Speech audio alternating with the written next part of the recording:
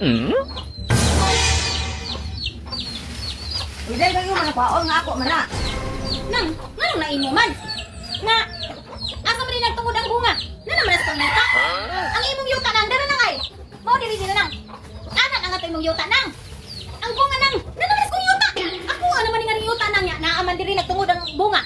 So ako ani, Ako ang punuan. imo ang punuan.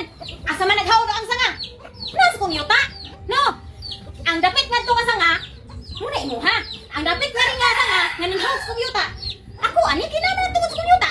Ika ko man tanuman ni. Ikaw lagi nagtanom. Nga nung gihawas ka nagtanom nga doon sa kong yuta. Nga ang sanga anak mo hawag maghinadiri sa kong yuta. Dito ta ka nagtanom sa tunga para di mo magkakong sa yuta. Karon kay namunga man eh. Ako ani. Tini mo. No. Nang no. Ako sa ako ni ang kan punuan.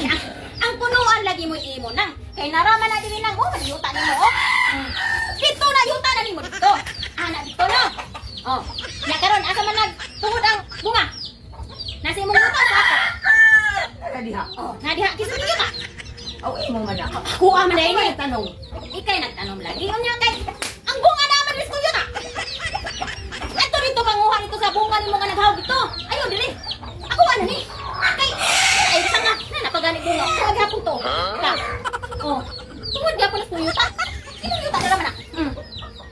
Ah, so taman ani ron. Ya dili nimo ipakuha nako. Mag-amot kami sa gasa nang. Di ang sugot na di maimo na kay kung asa nagtungod ang bunga. Munay nakakaiya, ha? Kay ako aman ning yuta diri man ang nagtungod. Ako ani. Amo day na. Oh. Kaning manok ibya man ni may gusta ako. Ako pala ko sa ni. Ay, munay labot na.